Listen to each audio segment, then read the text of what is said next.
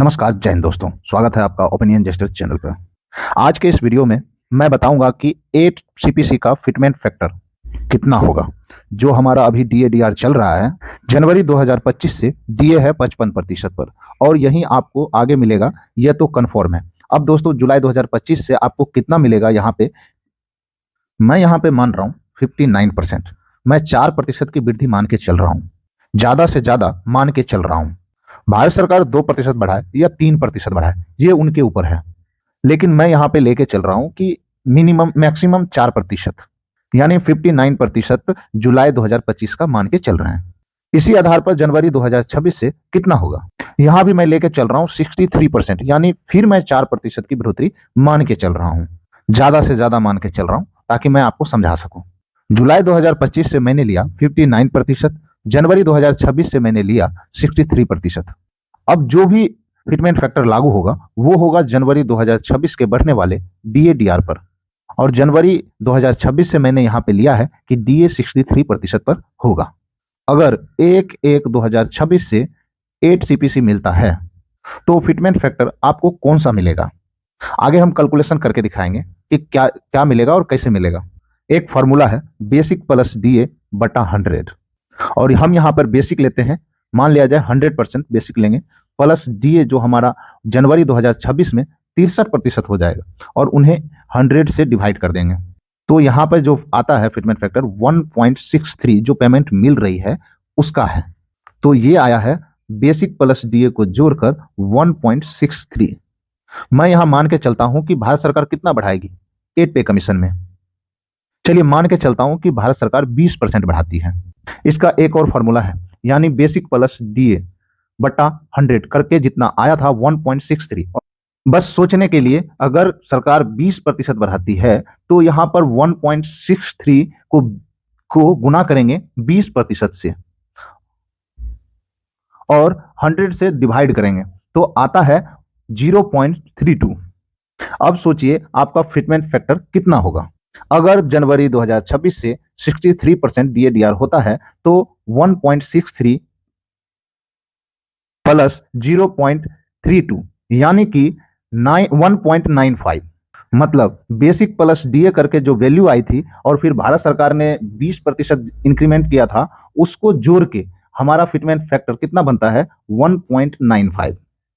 आप खुद ही देख रहे हैं कि डीए-डीआर ज्यादा नहीं बन रहा है, डीए-डीआर ज्यादा नहीं है, 70% से ऊपर नहीं जा रहा है, 100% से ऊपर नहीं जा रहा है, 60% 63% के आसपास रह रहा है। इस वजह से आपका फिटमेंट फैक्टर 2 पॉइंट से नीचे बन रहा है। जितना बन रहा है वो 1.95 है, उसका फिटमेंट फैक्टर बन रहा है। अब फिटमेंट फैक्टर को कैसे बढ़ाया जाए, डीए-डीआर तो हमारा ज्यादा नहीं बढ़ रहा है, तो अब किस तरह से फिटमेंट फैक्टर को 2 पॉइंट से ज्यादा बढ़ाया जाए। इसका भी एक तरीका है कि भारत सरकार को वेतन और पेंशन में वृद्धि करनी पड़ेगी, वो भी लगभग 30% के ऊपर, लगभग 35% वृद्धि करनी पड़ेगी। अगर 35 से ज्यादा करती है, 40 करती है, तब भी आपका ज्यादा बढ़ जाएगा फिटमेंट फैक्टर। कैसे, ये भी समझ लीजिए। पहले मैंने माना कि भारत सरकार अगर 20% बढ़ाती है तब आपका फिटमेंट फैक्टर 1.95 होता है, वो भी 63% डीए-डीआर के बेसिस पे। अभी भी आप देख सकते हैं कि मैं 63% डीए-डीआर लूंगा, लेकिन अगर मैं 35% की वृद्धि करता हूं जो भारत सरकार का सैलरी इंक्रीमेंट होगा उस पे, वो भी सिर्फ अपने समझने के लिए और आपको समझाने के लिए, तो आप देख सकते हैं कि पहले 1.63 आया था, फिर बेसिक प्लस डीए बटा 100 करके।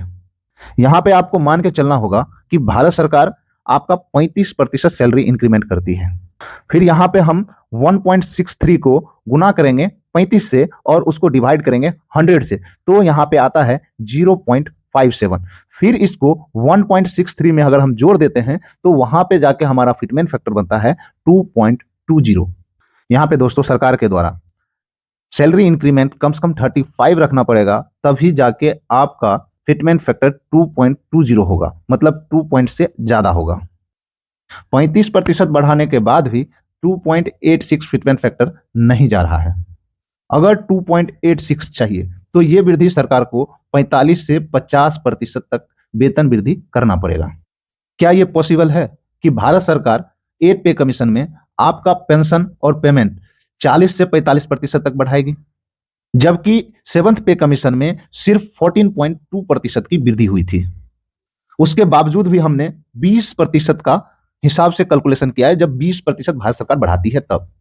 उस कंडीशन में आपका फिटमेंट फैक्टर 1.95 होता है। चलो भारत सरकार ने यहां पर 30 या 35% बढ़ा भी दी, तब भी आपका यहां पर फिटमेंट फैक्टर 2.20 से ज्यादा नहीं होता है। जेसीएम के संगठन के जो शिव गोपाल मिश्रा जी हैं, वो 2.86 की डिमांड कर रहे हैं।